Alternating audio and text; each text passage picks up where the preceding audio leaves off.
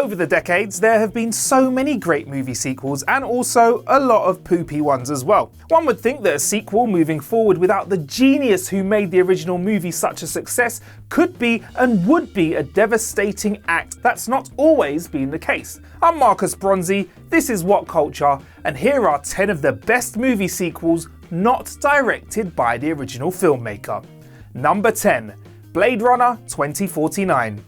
How do you even attempt to do a sequel of one of the all-time sci-fi greats? I mean, a film whose popularity has only further increased decade to decade. A picture that continued to have fans debating its true meaning time and time again and had me messing around with origami for no reason whatsoever.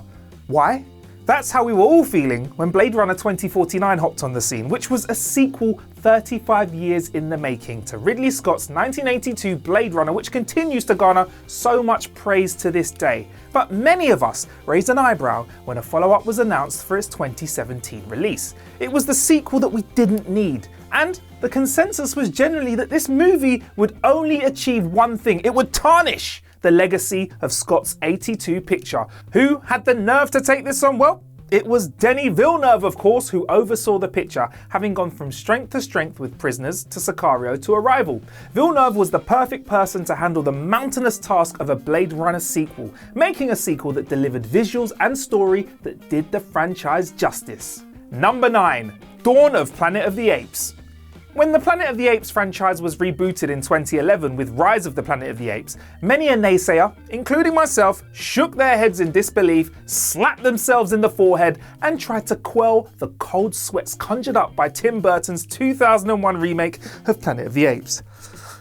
So bad. Those fearing the worst were all left to eat humble pie, which is cool because I like pie, as Rupert Wyatt's Rise delivered a fresh new start to the lore of the Planet of the Apes. Rise of Planet of the Apes was a triumph in every conceivable way. After the news that Wyatt wouldn't be returning to direct the follow-up picture Dawn of the Planet of the Apes, again the doubt crept in as to whether this sequel would be able to match what had come before it.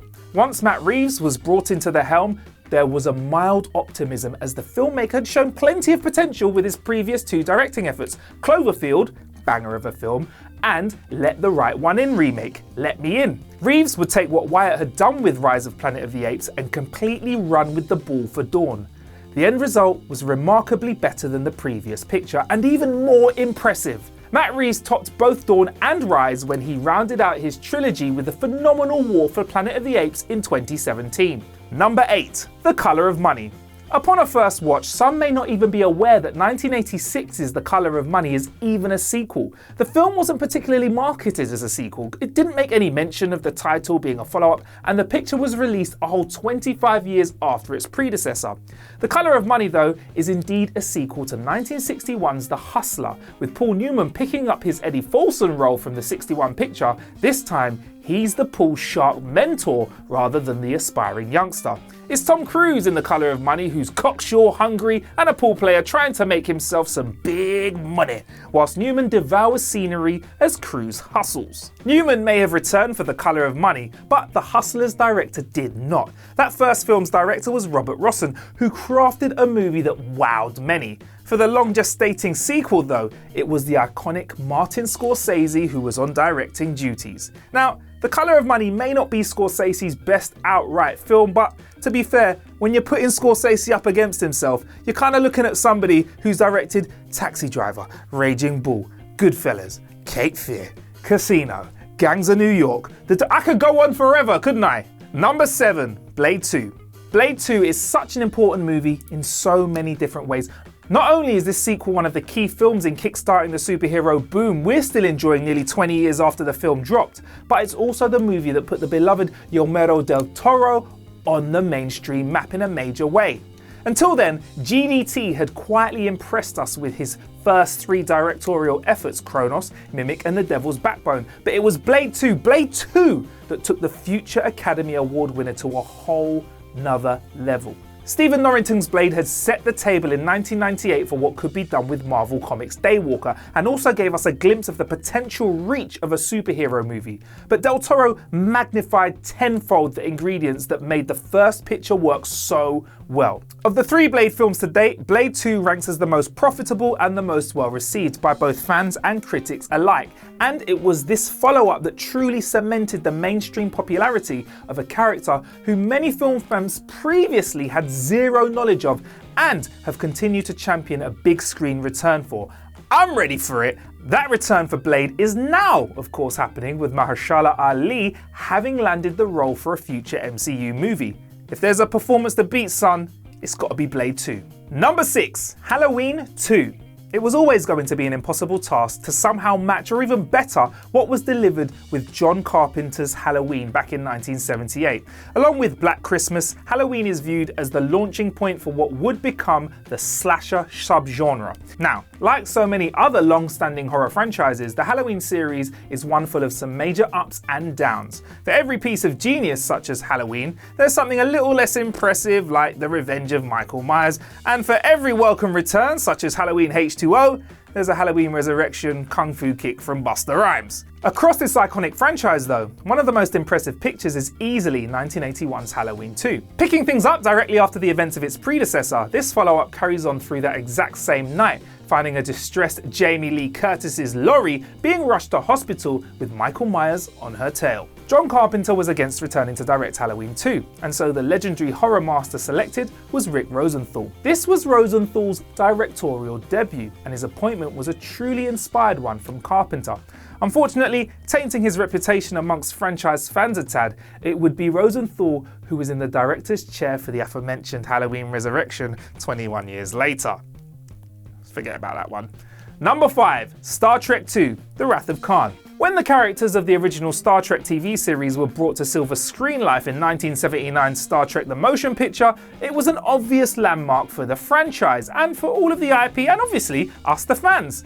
To date, there have been a total of 13 Star Trek films taking on board the various iterations of what's made Star Trek, well, Star Trek. But if there's one movie that is particularly heralded as the best of the bunch, that movie would be Star Trek II, The Wrath of Khan.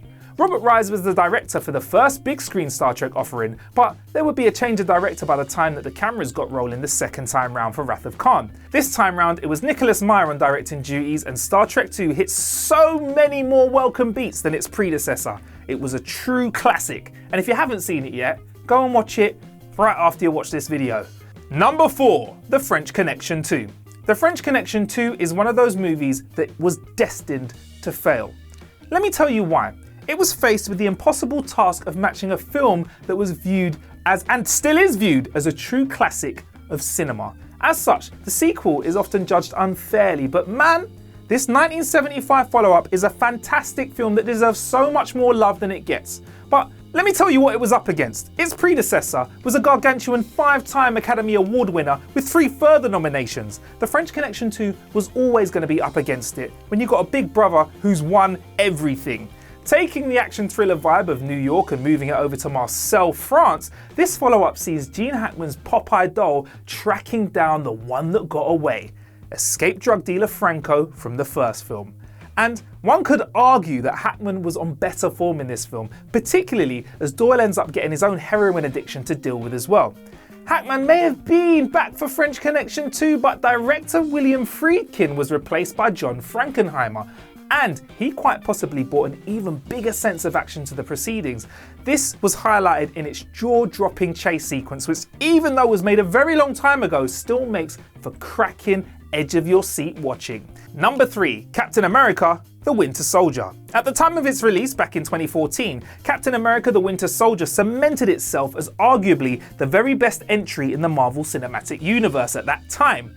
Part superhero movie, part political thriller, this second Captain America effort is a thing of beauty when it comes to delicate story beats, with Sebastian Stan's Bucky Barnes being revealed to be not as dead as Captain America thought he was in the first Avenger. Now, for the first Avenger, it was John Rocketeer's Joe Johnston gig, whereas Captain America the Winter Soldier saw the community duo of Anthony and Joe Russo taking over directorial duties. And the Russo brothers, well, they completely smashed it out of the park with this sequel offering. They did such a great job, but guess what? Marvel / Disney and, everyone else that they own said, you know what? You're part of the MCU universe. Captain America Civil War, take that. Infinity War, take that. Avengers Endgame, you can handle that as well. Look, when you're Disney's go-to guy for making big movie franchises in the MCU universe, you know you've done a good job. Number 2, Aliens. Ridley Scott's Alien is a slice of classic sci-fi horror gold. What follow-up offering Aliens managed to do, though, is actually top the pulsating terror of that 1979 picture. Released 7 years later in 1986, Aliens took what was so brilliant about its predecessor, then added a layer of action and brilliant supporting characters that took things to an entirely different level of special. It wasn't Ridley Scott returning to direct Aliens, instead it was fellow legendary director James Cameron who was tasked with the job of bringing the Alien franchise back to life. Fresh of helming The Terminator 2 years prior, Cameron was viewed as the perfect choice for the sequel, and it's with Aliens that the property was given the scope and extra elements that would allow for this franchise to continue to expand and grow in years to come. Is Aliens better than Alien? Well, that's down to individual preference, regardless of which way you lean in that debate. There's no argument that both of these movies are stunning pictures in their own right, and they're exemplary in how to tackle sci-fi horror. Number 1, The Empire Strikes Back. Forget sequels for a second. For some, The Empire Strikes Back is their absolute favourite film ever. What many more casual moviegoers might not be aware of, though, is that Star Wars creator George Lucas was not in the director's chair for this 1980s picture. Lucas produced The Empire Strikes Back and came up with the loose story for the film, yet it was Irving Kershner, who better known for that point for the 1976 The Return of a Man-Child Called Horse and 1978's Eyes of Laura Mars, who served as the Empire's director. Kershner would only direct 2 more movies after The Empire Strikes Back, with those being 007's Never Say Never and RoboCop 2. Both of these films were solid offerings. Yes, I said RoboCop 2 was a solid offering, yet nothing could ever match the quality of what audiences were given for The Empire Strikes Back. Well, there you have it. That was the 10 best movie sequels not directed by the original filmmaker. What would you like to pop in that list? Well, you can let us know in the comments. Also, drop us a like and a subscribe while you're at it as well. We're on Instagram and Twitter at What's Culture, and I, Marcus Bronzy, am on all social medias at Marcus Bronzy, MarcusBronzy. You can also check out my podcast, How to Kill an Hour, wherever you like to listen to those. In the meantime, this has been What Culture, and we'll see you next time. Ciao.